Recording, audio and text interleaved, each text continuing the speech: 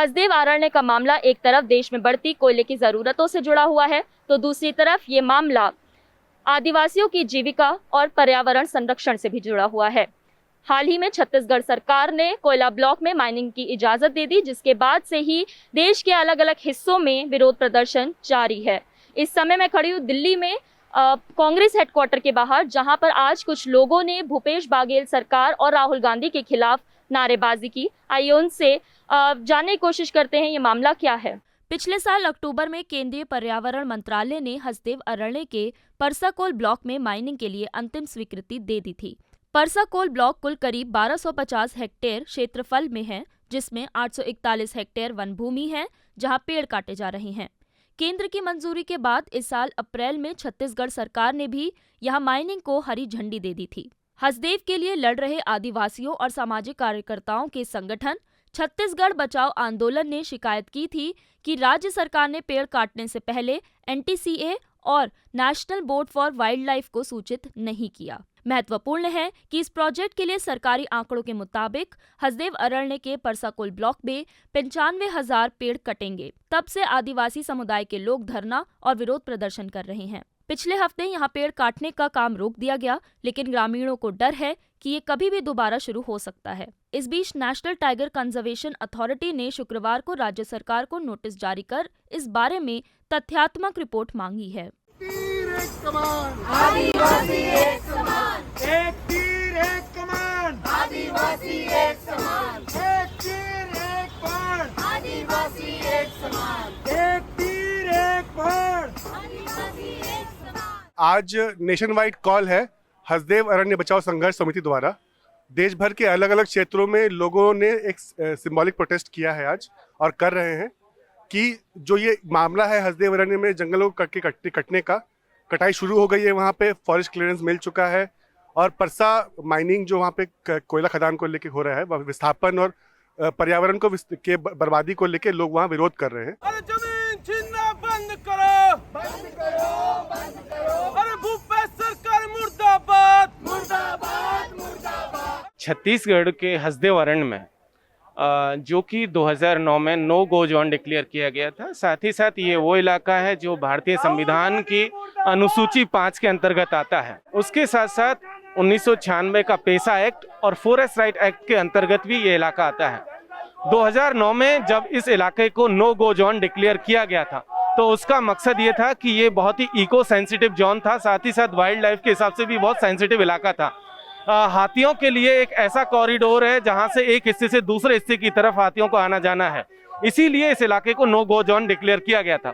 लेकिन हम लोग देखते हैं कि जब 2014-15 में छत्तीसगढ़ में बीजेपी की सरकार थी, तो उन्होंने इस इलाके को अडानी के हाथों जो है और खनन की परमिशन दे दी गई थी। उसके साथ साथ इसमें एक चीज़ और जो जानना बहुत ज़रूरी है कि ये इलाका राजस्थान राज्य विद्युत जो उत्पादन जो लिमिटेड है उसके पास था कि ये इलाके में जो बिजली उत्पादन होगा वो राजस्थान सरकार की जो बॉडी है वो यहाँ पर बिजली उत्पादन करेगी।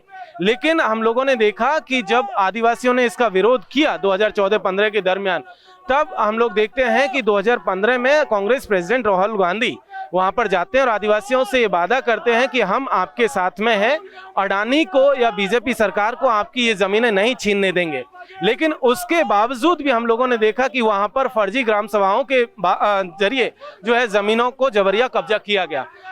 बाद में 2017-18 में जब छत्तीसगढ़ में कांग्रेस की सरकार बनी, तो कांग्रेस की सरकार ने भी उसी पॉलिसी को, बीजेपी की जो पॉलिसी थी उसी को कंटिन्यू किया और उनकी ज़मीनों पर लगातार जो है उनको जो है माइनिंग की परमिशन देते गए।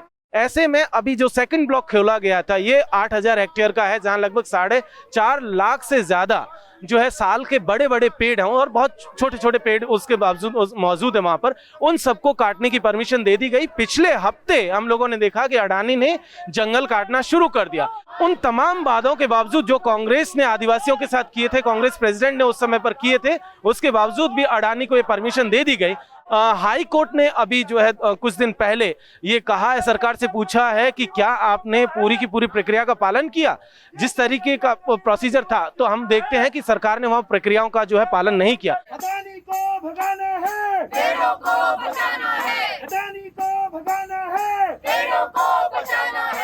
अगर हम हसदेव की बात करेंगे तो ये वो लोग हैं जो अभी मैं तुरंत उनके यहाँ गई थी। उन लोग कहते हैं कि वो 7वीं बार विस्थापन होंगे। तो आप समझ सकते हैं कि किस प्रकार से उनके जीवन को प्रभाव पड़ा है। और जब हम जंगल की बात करते हैं, जंगल हो सकता है सरकारों के लिए एक संसाधन हो, प्राकृतिक संसाधन हो जिसको हम निकाल के उसका यूज़ करते हैं, उसको देश के विकास के नाम पे प्रयोग करते हैं। लेकिन आदिवासियों के लिए उनका ये अस्तित्व है, आजीविका है और उनका अस्मिता है। मामला सिर्फ आदिवासियों का नहीं है मैम, ज़मीन तो आदिवासियों के हाथ है और बहुत सारे लोग वहाँ रहते हैं।